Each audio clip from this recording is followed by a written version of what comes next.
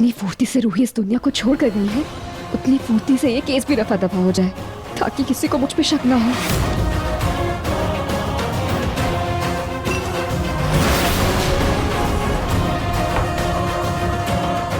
रूही को तुमने मारा है ना?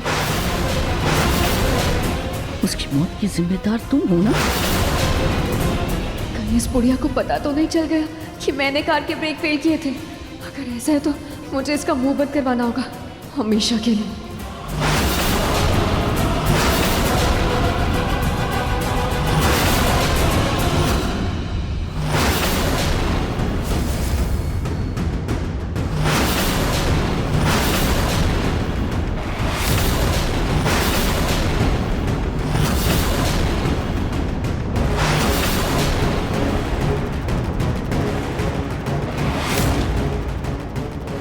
दादी, आप कहना क्या चाहती हैं? देखो, मुझसे ना ये छुपन छुपाई का खेल मत खेलो, क्योंकि मैंने उस दिन तुम्हें घर से बाहर तेजी से भागते हुए देख लिया था।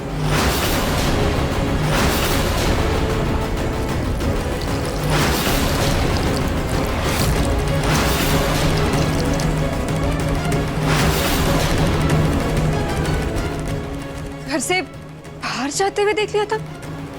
पर कब और क्या देखा?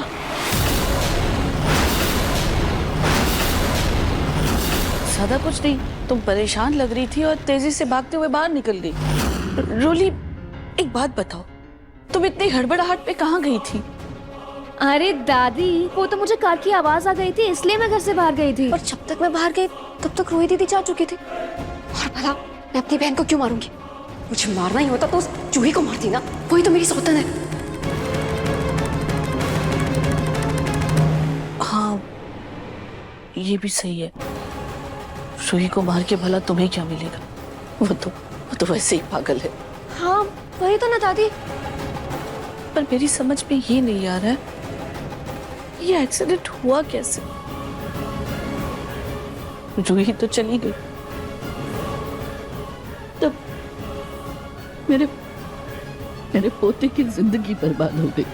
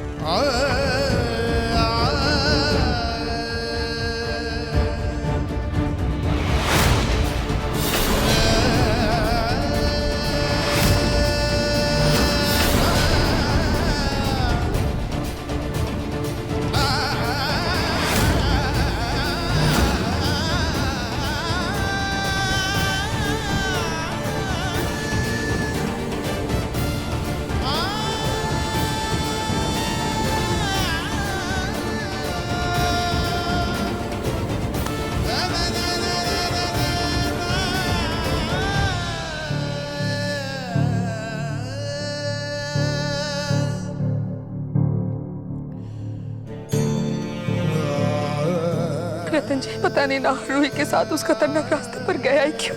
वहां तो आए दिन हादसे होते रहते हैं ना। रूही नहार को सच बताने भागी थी। कहीं उसने एक्सीडेंट से पहले ही मेरा सच नहार को फोन पर तो नहीं बता दिया था? पता करती हूँ। ये नार का फोन किसके पास है? माँ जी देखिए ना, नार की कैसी हालत हो गई।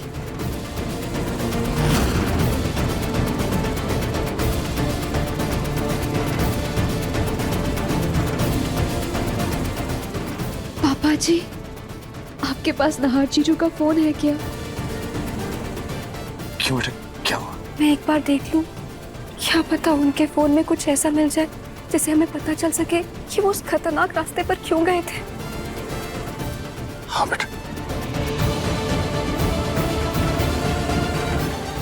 ये लो। जी।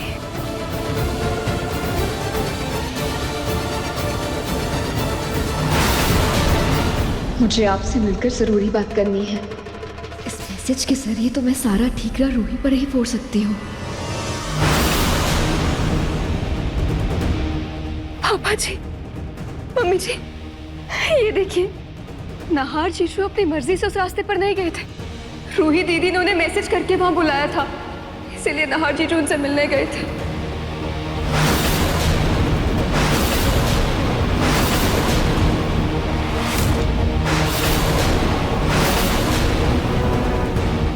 हाँ, माँ जी, रूही नाहर से मिलना चाहती थी, लेकिन रूही को नाहर से क्या बात करनी थी? रूही की तो दिमागी हालत ठीक नहीं थी ना।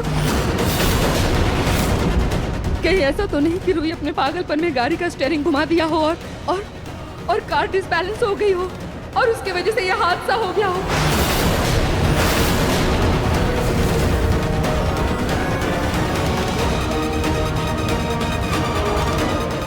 नहीं मम्मी जी, ये हादसा रूही की वजह से नहीं हो सकता, क्योंकि रूही की तबीयत ठीक हो चुकी थी।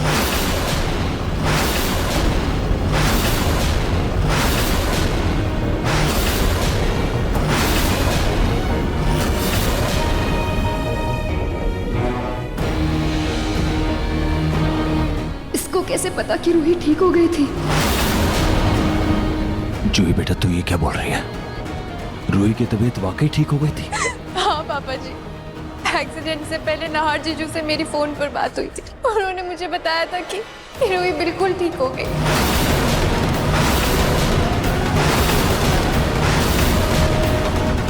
अगर रूही दीदी की तबीयत ठीक हो गई थी तो वो घर में किसी को बताने के बजाय घर से बाहर नाहर जीजू से मिलने क्यों गई थी? ऐसी भी क्या जरूरी बात थी कि वो रात तक नाहर जीजू का आने का वेट भी नहीं कर सकी? ऐसी हड़बड़ाहट तो सिर्फ वही कर सकता है जिसका दिमाग ठीक ना हो। या कहीं ऐसा तो नहीं तुम रूही दीदी की गलती छुपाने के लिए कोई कहानी बोल रही हो?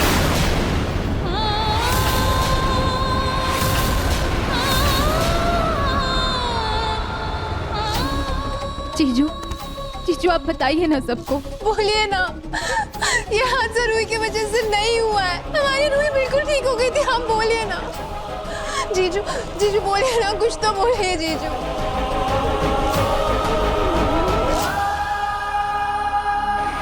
रूही दीदी के जाने का दुख मुझे भी है, लेकिन उससे ज्यादा दुख मुझे ये कहते हुए हो रहा शायद ये हादसा रूही दीदी की वजह से हुआ।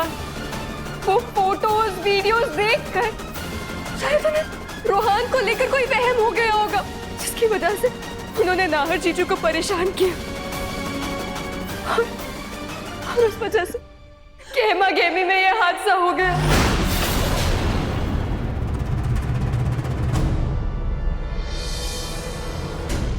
अपनी मनगढ़ंत कहानियां बनाना बंद करो रोली। यहाँ मेरी बहन की शौक सभा चल रही है, उसको आखिरी वक्त किसी ने देखा तक नहीं। जीजू सच में मैं और तुम कुछ भी बोले जा रही हो। अगर मेरी बहन के लिए अच्छा नहीं बोल सकती हो ना, तो अपना मुंह बंद रखो। और एक और शब्द मेरी बहन के लिए उल्टा बोला ना, तो मुंह नोच लूंगी मैं। तुम्हारा ध्यान रखना। मेरा मुंह बंद करवा के तुम सच को नहीं छिटला सकती जूही। रूही दीदी मेरी सगी बहन थी, उनके जाने का दुख मुझसे ज्यादा किसी को नहीं हुआ होगा। और हम सच को तो नहीं नकार सकते ना। रूही दीदी अपनी गलती की वजह से गई है। रोहान को भी उन्होंने अपनी गलती की वजह से खोया, और आज नाहर जीजू एक जिंदा लाश बन के रह गए सिर्फ रूही दीदी की वजह से।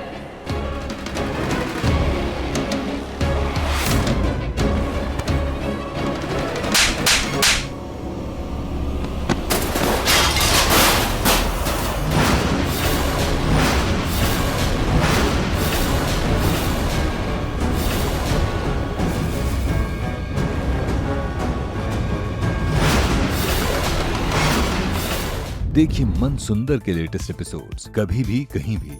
अभी सब्सक्राइब करें दंगल प्ले ऐप।